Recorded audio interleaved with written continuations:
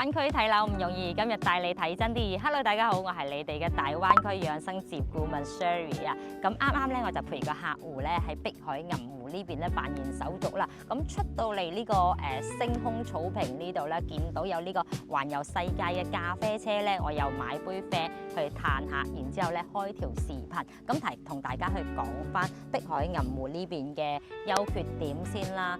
咁亦都係有比較多嘅一個觀眾朋友啊，咁 WhatsApp 到我問到好多問題，所以今日咧我就決定開條視頻同大家去詳細咁樣去講翻啦。咁首先講翻呢個別墅嘅優缺點先啦。咁呢個係一個康養嘅休閒別墅嚟嘅。咁如果咧你係剛需啊，同埋亦需要通勤翻工嘅話，呢度嘅話應該就唔太適合你啦。咁如果你係中意休閒啊、養生、安靜環境嘅話，呢個別墅總價亦都唔高，咁眯住眼都可以入手啊！真係非常之適合你哋㗎。咁再睇翻啦，呢個別墅咧，佢係擁有全國稀缺資源嘅生態環境啦。佢容積率咧只係達到0.3咋。佢加上咧，佢出到小區門口咧就有一個黃洋海啦，佢可以做到個海上出日啊，海上生日出一個優美意境啊！真係非常之靚嘅，無論你影相打卡喺度睇下黃昏日落都係好正㗎。咁再睇翻我哋成個碧海銀湖啦，咁佢入咗小區咧就會係一個紅樹林濕地公園啦，而且佢成個別墅咧都係起喺呢個鹹淡水圍繞嘅活水嘅濕地上面㗎啦，而且每套別墅咧都係可以做到呢個溫泉入戶嘅。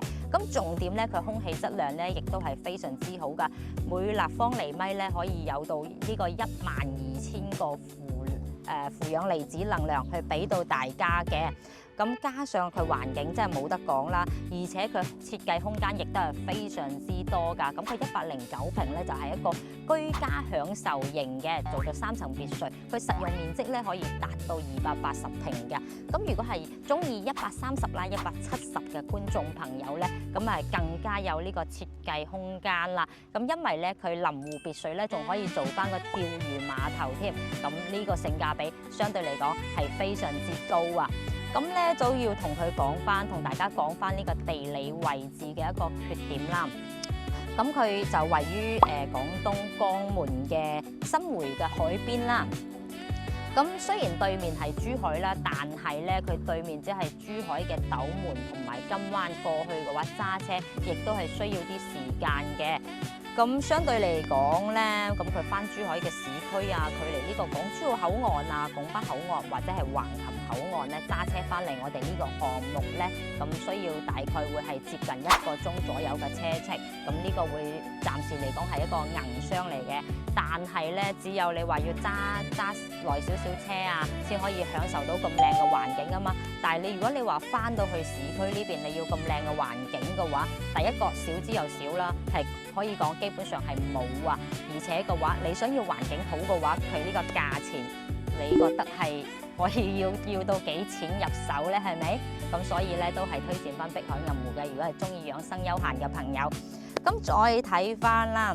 咁我哋碧海銀湖嘅話咧，如果你係唔揸車嘅話，亦都會有直達巴士可以翻到香港㗎。咁同大家認真咁樣去講翻，可能之前有啲觀眾朋友咧就冇留意到，我哋之前講到嗰個直達巴士啦，佢每日咧係有2班車嘅，上午同埋下晝都各一班啦。咁翻到香港嘅太子荃灣咧，大概車程咧接近咧係2個鐘左右嘅。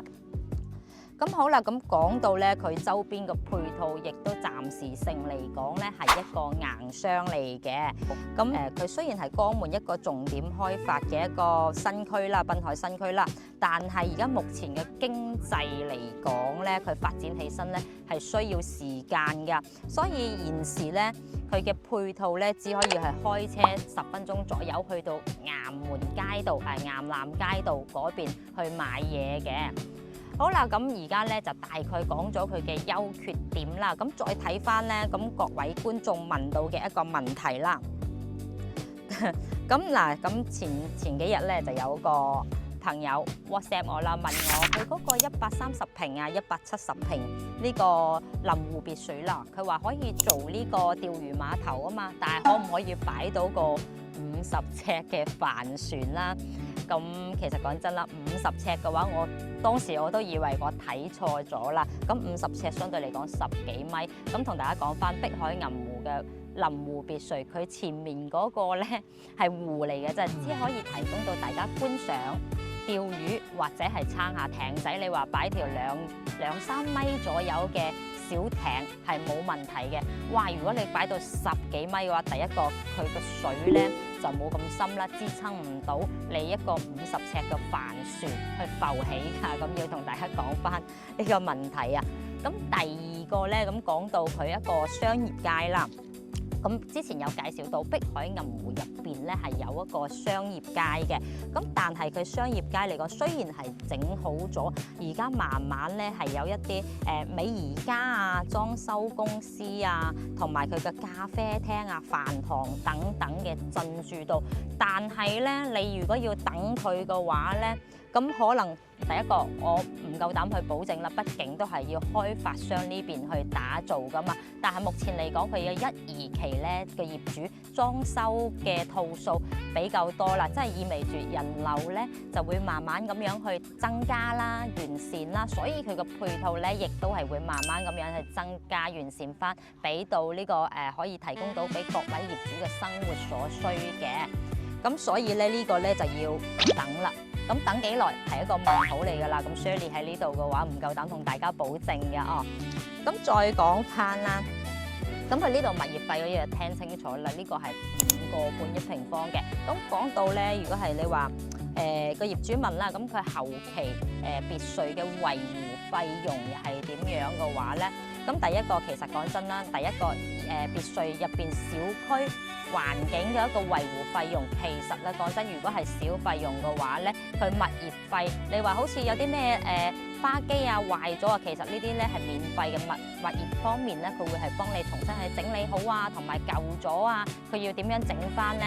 咁係一個小問題，係唔需要收費嘅。如果你話你外牆方面啊好大問題啊，或者你邊條街道出現咗比較大嘅問題，係真係需要比較多錢啊！咁就可能嗰幾戶業主咧，大家要 share 咁去做翻一啲嘢啦。咁基本上都係維護翻你自己別墅嘅一個維護嘅，即係你入邊啊外牆會唔會剝落啊？咁但係佢係用呢個噴砂噶嘛，你唔會話牽涉到呢個牆磚去剝落，所以佢維護費用嚟講咧，相對嚟講唔係咁高嘅。咁再睇翻啦，咁業主問，咁好似我住喺呢個濕地公園，會唔會好多蚊？咁講真啦，你住喺香港都會有蚊啦，你住喺邊度都會有蚊，多少個問題？咁我同你講話冇蚊，真係呃你嘅，咁我肯定唔會咁樣講啦，係咪？咁相對嚟講，物業公司咧，任何物業公司咧，佢1個月會有1到2次嘅滅蚊滅鼠行動嘅。咁加上咧，你自己喺屋企都最好做翻呢個防蚊措施啊，防蚊網咯，係啦。咁畢竟嘅話，你要享受佢嘅環境嘅話，就要包含佢少少缺點㗎啦。就算你住翻喺市區嘅屋苑咧，佢一樣係會有蚊㗎，你保證唔到一隻蚊都冇㗎嘛，係咪先？咁好啦，咁講翻到買餸方面，咁我哋之前有介紹到啦。如果係想自己去行下嘅，咁你可以去翻周邊嘅一個小鎮入邊咧去買餸啦，或者去到岩南嘅街市呢邊去買嘢嘅。咁入邊嘅超市啊、水果檔啊、海味店啊，同埋海鮮酒樓等等咧都係有嘅。佢亦都係有埋呢個醫院添。如果你係真係想去大商場，呢個咧就真係滿足唔到你啦，暫時嚟講。因為如果你去大商場嘅話，佢係一個硬商場，周邊嘅話，你想去到最近嘅商場，你都要去翻呢個新會市啊，或者你翻到珠海西區呢邊去行商場啦。如果你真係特別中意行商場嘅話咧，咁你都唔會揀到呢個生態環境去購買啦，係咪？咁呢度主要咧都係做翻養生啊咁樣咯。咁加上我個人咧，我可能會遲啲都會搬埋嚟呢度住啊。因為點解咧？我嚟咗都有10零次，我個人咧除咗工作關係咧，我個人係好中意呢度，因為咧次次行到佢一個小區環境好舒服，同埋咧佢別墅嘅戶型咧亦都係比較好啊，亦都係有比較多嘅一個設計改動空間可以提供到俾大家啦。然之後出到嚟嘅話，平時你要諗下出嚟早上好啦，或者晚上好，你食完飯啊，或者出嚟晨運啊，食完飯黃昏散步啊。你如果唔係嘅話，你開台佢入邊咧有個租電動車嘅，你出到嚟呢度散下步啊，開下呢個電動車，吹下呢個海風幾舒服。你平時出到嚟，如果你悶嘅話，你行出嚟呢度嘅話，其實亦都係比較多嘅香港業主會嚟呢度露營啊、BBQ 啊。咁如果你平時晚上嘅話，亦都可以約翻你嘅業主一齊去打下麻雀，喺自己嘅花園嗰度 BBQ 咧仲得。咁我今日咧早嘅時候過到嚟咧，咁嗰時就要幫業主辦手續啦。咁但係我見到好多香港業主咧，咁見到我都有同我打招呼，佢哋都有一齊拉住狗仔出嚟一齊撩下狗、散下步、傾下閒偈。我覺得咁樣真係非常之舒服啊！你要諗下，咁其實講真啦，你翻嚟大灣區置業嘅話，最緊要係舒服啫嘛，就係要享受一啲係香港享受唔到嘅環境，係咪？咁好啦，咁所以咧，咁你到底係呢度適唔適合你？咁其實就唔係我去話適唔適合你，你自己會睇到嘅。如果咧你係想揀翻其他或者係你仲係有少少猶豫不決嘅話，你亦都可以聯繫翻 Sherry， 咁同我等我同你解答翻呢個問題，睇下點樣幫你解決翻你自己所憂慮嘅煩惱啦。咁好啦，今期節目咧，相信大家咧都了解得非常之多啦。咁如果係有興趣嘅朋友，或者想了解更多資料嘅朋友，亦都可以 WhatsApp 翻 Sherry 攞詳細嘅資料嘅。咁今期節目咧就到呢度，我哋下期再見啦，拜拜。